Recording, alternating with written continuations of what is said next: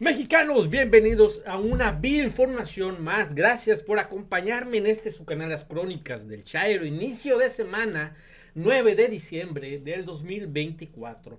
Y el día de ayer, amigos, en la ciudad de Guadalajara, un organismo de la UNAM que se llama el Programa Universitario de Estudios sobre Democracia, Justicia y Sociedad, que preside John Ackerman, pues bueno, tuvo como invitados a Lenia Batres Guadarrama, ministra de la Suprema Corte de Justicia de la Nación, también un politólogo español, Juan Carlos Monedero, académico, politólogo de la Escuela de Complutense de Madrid, quien hizo un análisis exhaustivo sobre la democracia y la reforma al Poder Judicial.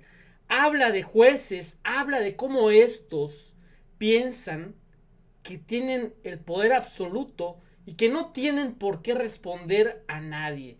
Amigos y amigas, vamos con este análisis de este español de izquierda, quien dice que el poder de la Suprema Corte de Justicia de la Nación es el poder más malinchista que existe en la sociedad. Amigos y amigas, gracias por acompañarme en su canal. Espero que les guste esta información. Si es así, realmente like, favor de compartir, de darle clic a esa campanita para seguir recibiendo más información. Nos vemos. Adiós.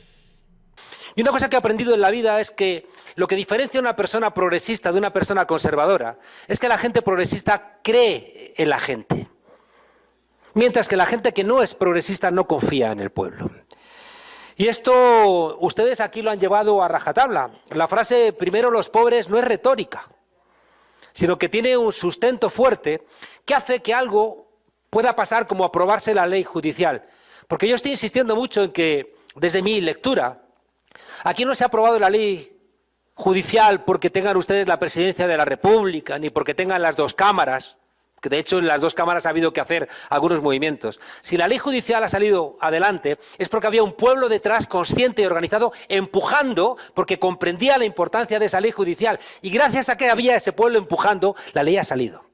Porque si no hubiera habido pueblo empujando, la presión de los que están frenando esta reforma hubiera triunfado, y por tanto no hubiera habido consenso ni fuerza en el gobierno para seguir impulsando esta ley, ni en la Corte ni en ningún lado.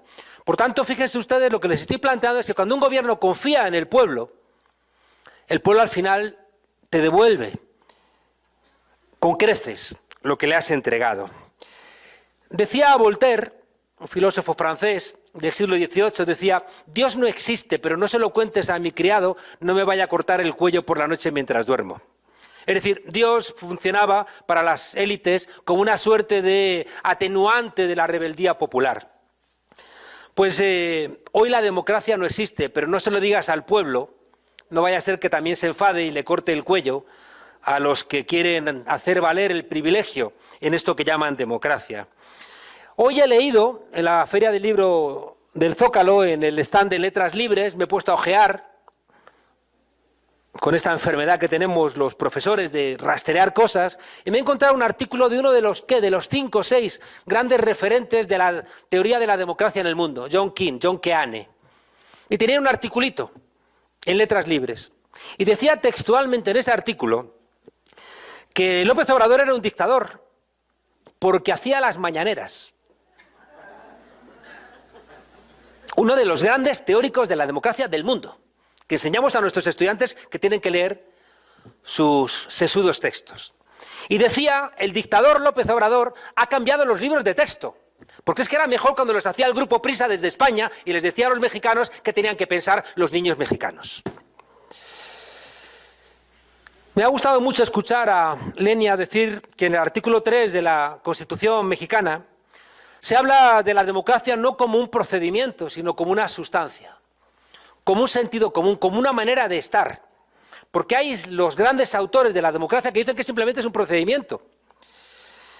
Le contaba a John que he estado recientemente en China, algo muy alejado de nuestros valores, de nuestra cosmovisión.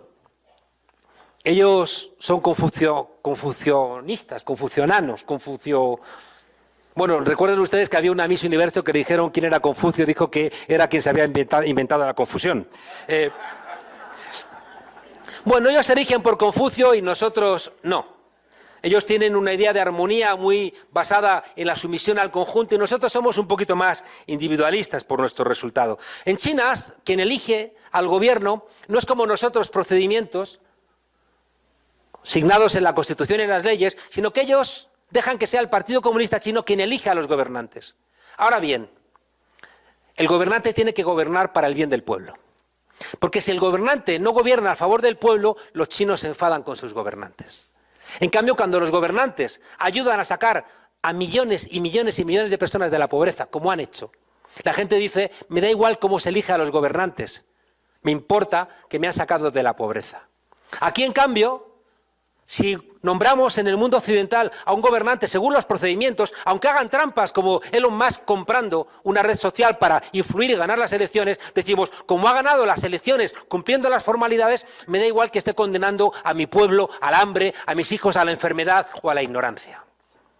Por tanto, les invito a que hagamos una reflexión, porque a nosotros no nos gusta el modelo chino, pero el modelo chino funciona para la mayoría del pueblo y en nuestras democracias, con la excepción de México, nombramos según los procedimientos a los líderes y los líderes empobrecen a nuestros pueblos.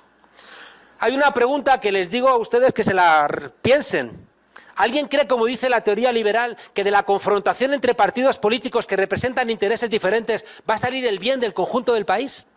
¿Alguien me puede afirmar en esta sala que de la confrontación entre el Partido Republicano Norteamericano, al cual Donald Trump acaba de aniquilar, y la confrontación de los intereses que representa el Partido Republicano, ahora gobernado por Donald Trump, en confrontación con los intereses que representa el Partido Demócrata, va a salir el interés general de Estados Unidos? Complicado. En cambio, esas son las democracias representativas que nos dan lecciones a los demás de qué es democracia y qué no es democracia. Claro, les decía que en nuestras sociedades eso de que existe el poder del demos no es real. Es que basta echar una ojeada de las diferencias entre los hombres y las mujeres, de las diferencias entre los blancos y los indígenas, de las diferencias entre los ricos y entre los pobres. Les decía antes que la democracia actual vigente en nuestros países tiene esos tres grandes principios. La división de poderes, que les he dicho que la ha dinamitado el lawfare, la guerra jurídica, la esfera pública, que la ha dinamitado la usurpación, el rapto por parte de millonarios de los medios de comunicación y de las redes sociales, y esa posibilidad de que digamos al gobierno cómo tiene que gastarse nuestro dinero que pagamos con los impuestos, que nos lo hurta en tanto en cuanto poderes que no ha elegido nadie, que están fuera de nuestros países, como el Fondo Monetario Internacional, el Banco Mundial, la OMC, la CIADI, dictan a nuestros gobiernos con amenazas brutales de ponerles de rodillas, como ocurrió en Argentina, donde estás en un callejón sin salida. Si Alberto Fernández obedece al Fondo Monetario, al cual le debía muchísimo dinero que había solicitado Macri, el gobierno anterior, le hacían una corrida bancaria y no podía gobernar. Pero si obedecía al Fondo Monetario Internacional, no daba satisfacción al pueblo y ese pueblo enfadado termina votando a la extrema derecha. Quiero terminar planteando que en el caso del lawfare, en el caso igual que en el caso de la esfera pública o en el caso de las finanzas internacionales, o pensamos revolucionariamente o no podemos cambiar las cosas. Y pensar revolucionariamente no es asaltar el Palacio de Invierno. Es la revolución un momento en donde las contradicciones de nuestras sociedades se solventan a favor de las mayorías. La revolución ya no implica violencia, no, por Dios bendito. No. La revolución implica que tenemos que inventar nuevas dimensiones para que lo que resulte imposible con los marcos dados sea posible.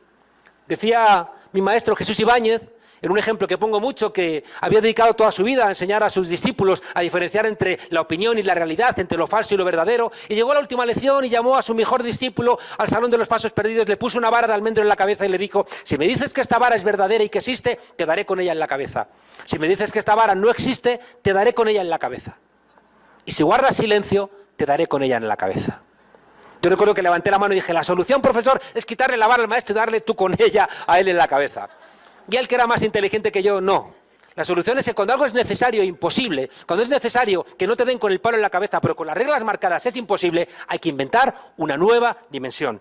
En ese sentido, les planteaba que hace falta una mirada revolucionaria al lawfare, que ustedes le acaban de poner en marcha, y por eso están teniendo enfrente a todo el constitucionalismo occidental que está viendo cómo se les termina el privilegio. Vamos a necesitar hacer una revolución con los medios de comunicación. Y nos van a llamar dictadores, y nos van a llamar que somos enemigos de la libertad de expresión. Nos lo va a llamar precisamente Elon Musk, que se compra un medio para hacer con él lo que le dé la gana, incluido mentir constantemente, por ejemplo, en la campaña norteamericana, donde él ha trasladado la idea de que 2 huracanes que tuvieron lugar los había desviado el Partido Demócrata. Y se quedan, como decía mi abuela, tan oreados, o sea, tan con el vientecillo dándoles. Y necesitamos una revolución para poder pelear contra las finanzas internacionales. Y una revolución es que ustedes por fin acepten y entiendan que México no va a solventar los grandes problemas solos y que México ha empezado a andar hacia la corrupción, hacia la solución correcta, que es la integración latinoamericana. Es decir, que cuando nosotros siempre desde la izquierda hemos entendido que teníamos que ser internacionalistas, es porque entendíamos que no peleamos, como decía mi buen amigo Don Quijote, contra molinos de viento, sino que peleamos contra gigantes. Termino planteándoles que, claro, que es que el lawfare, el poder judicial utilizado como campo de combate, es la gran reserva de los poderes, de las élites, de las oligarquías, para frenar a los gobiernos de cambio cuando ganan las elecciones. Porque cuando la derecha pierde las elecciones piensa que le han hecho trampa, porque piensan que el poder les pertenece. Históricamente, en todos nuestros países, no toleran que estemos en el Palacio de los Pinos, en el Palacio de la Moncloa, en la Casa de Nariño.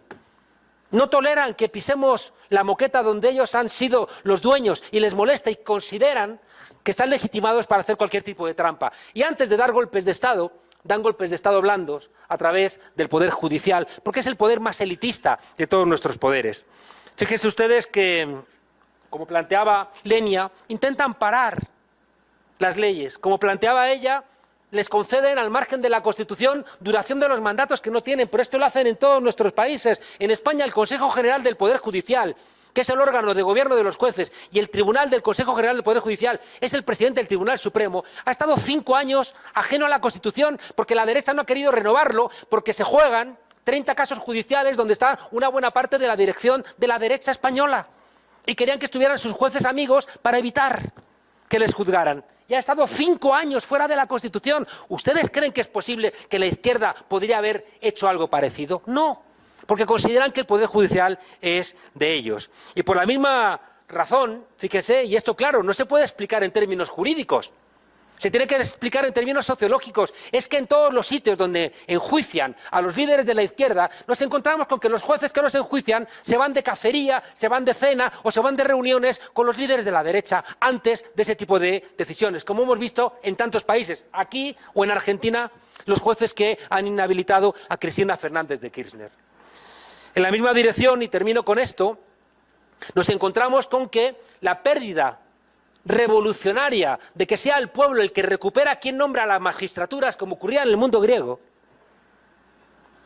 y se castigaba cuando tú te presentabas al sorteo, porque podías no presentarte, pero si tú te presentabas y asumías una magistratura y lo hacías mal, te castigaban, y si lo hacían muy mal, igual incluso hasta te ejecutaban o te echaban de la comunidad, porque habías perjudicado al conjunto de la ciudadanía. Y resulta que ya digo, cuando ustedes se están poniendo en marcha un proceso revolucionario inédito en el mundo, que es recuperar para el pueblo las magistraturas, la justicia, resulta que todos los jueces del mundo occidental les entra miedo. Porque, y permítanme ponerme poético, la reforma judicial que ustedes han hecho creo que está a la altura del ajusticiamiento de Luis XVI, del fusilamiento de Maximiliano o de la ejecución de los Romanov en Rusia. Y puede parecer romántico, pero es que es una transformación radical que genera los mismos efectos que generó el ajusticiamiento de Luis XVI, de los Romanov o de Maximiliano, que las élites del resto del mundo se asustaron. Y van a encontrarse ustedes que muchos jueces del mundo, muchos catedráticos de Derecho Constitucional, muchos juristas, incluso de izquierdas, se van a asustar, porque se están dando cuenta de que ese privilegio que tenían desaparece. Y lo digo con dolor porque alguna gente a la que respeto mucho, como Roberto Gargarella, es decir, gente que han sido juristas de la izquierda, no están entendiendo la necesaria radicalidad de esta medida, que es un paso previo para que no perdamos nuestras democracias. Y no lo están entendiendo y están argumentando al lado de los que quieren mantener el privilegio, es decir, como ocurrió en la Asamblea Francesa de 1789, se están poniendo a la derecha de Luis XVI en vez de ponerse a la izquierda, que es donde están los que quieren defender al pueblo.